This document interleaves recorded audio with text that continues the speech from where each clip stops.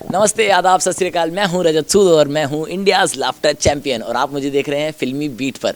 और फिल्मी बीट की तरफ से आप सभी को हैप्पी गणेश चतुर्थी। फिर मेरा धीरे धीरे कविता में इंटरेस्ट आया और कविता लिखनी मैंने शुरू की। कि तुम्हारी कहानी सुन के ऐसा लगता है यार कि कोई अपना कह रहा है कि हर एक दिन के कर्म से पेड़ की बुनियाद बनती है, इरादे नेक हों तो जिंदगी फौलाद बनती है। Hello Rajat, welcome to thank Filmi you so beat. Much. Firstly congratulations.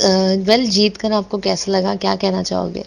मैं बहुत खुश हूँ। सबसे पहले तो मैं अपना थैंक्स जो है, जो अपना मतलब मैं बहुत शुक्रगुज़ार हूँ इस टीम का, इंडियाज़ लाफ्टर चैम्पियन का, सोनी एंटरटेनमेंट टेलीविज़न का और तमाम उन लोगों का जिनका शायद आपको नाम ना पता हो, लेकिन मैं उनसे मिला हूँ जो बैक एंड पे रहते हैं और जिन्होंने इस शो की बुनियाद को और मजबूत किया।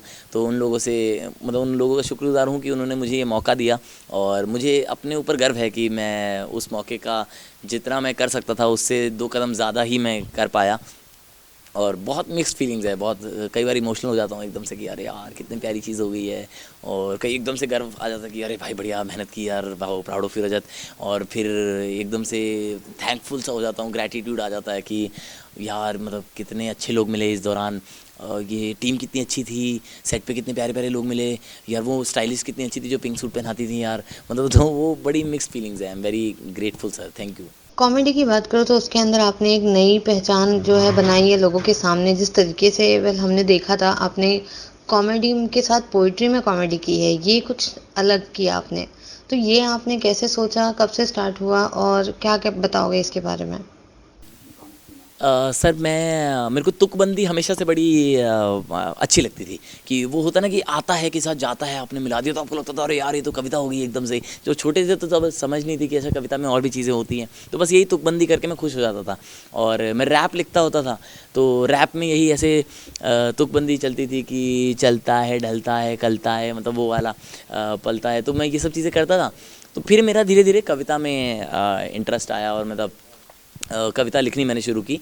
लेकिन मैंने एक चीज़, जब मैंने कविता पेश करनी शुरू की, जब मैंने कविता परफॉर्म करनी शुरू की, तब मैंने एक चीज़ देखी कि मेरे में ना एक नेचुरल एक वो बच्चा है जो कि कुछ भी बोल देता है ना। तो वो और वो नेचुरली निकल जाता है। तो लेकिन कई बार मेरे को पोइट्री की महफिलों में लोगों ने बोला कि यार और ये बड़ी सभ्य लोग आते हैं यहाँ पे ये चीज़ मत बोलो। फिर मैं कॉमेडी के शोज़ में जाने लगा तो वहाँ लोगों ने मेरे को बोला यार कि यहाँ तुम पोइट्री क्यों कर रहे हो यार, बीच बीच में ये शेर वेर मत सुनाओ।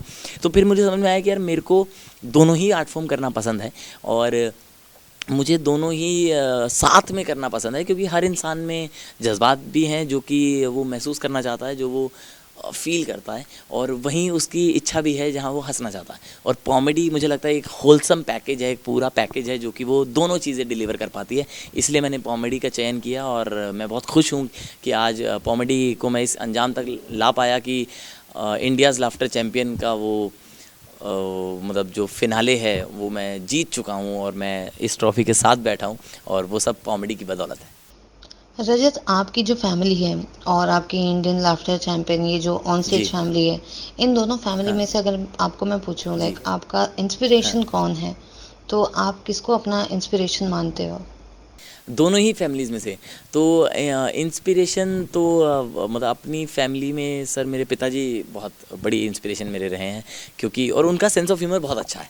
ठीक है, तो मुझे लगता है कि अपने अंदर भी उन्हीं से आया है। क्योंकि और वो ऐसा है ना कि वो किसी भी सिचुएशन में बता देंगे कि अच्छा ये क्या बात कर रहे होंगे, जबकि उन्होंने सुनी भी नहीं है। जो जज्बात थे, जो इमोशनल वैल्यू जो है वो शायद मेरे माता जी से आई है। तो मतलब वो फिर इसलिए मिक्स एंड मैच दोनों से होता रहा। इधर से ह्यूमर उठा लिया, इधर से जज्बात उठा लिए और मिल बांट के कॉमेडी बन। रियलिटी शो की बात करूँ या फिर अगर मैं इंडियाज़ लाफ्टर चैंपियन की बात करूँ, तो जिस तरीके से हमने देखा है कि सोनी टीवी ने जो है छोटे छोटे गांव और शहरों में जाकर टैलेंट को ढूंढा है।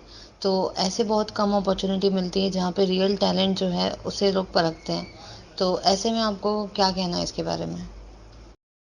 इतने खूबसूरत तरीके से सोनी एंटरटेनमेंट टेलीविज़न करता आया है। चाहे आप कोई भी शो उठा लो, ऐसा नहीं कि सिर्फ कॉमेडी, सिंगिंग शोज़ हैं और नॉलेज बेस्ड शोज़ हैं, रियलिटी शोज़ हैं, मतलब अलग अलग तरह के डांस के रियलिटी शोज़ हैं। तो हर तरह की कला को ऐसा प्लेटफॉर्म चाहिए जो कि उस कला को तमाम जनता तक पहुंचा सके। क्योंकि अगर ये कॉमेडी मैं कर रहा हूं लेकिन अगर जनता को पता ही नहीं लगेगा कि कॉमेडी करके एक कॉन्सेप्ट है और उसमें इस तरह की चीज़ें होती हैं, तो वो शायद हमेशा ही वो टैलेंट जो है वो अनरिकग्नाइज्ड रह जाएगा, या फिर उसकी उस हीरे की पहचान नहीं हो पाएगी।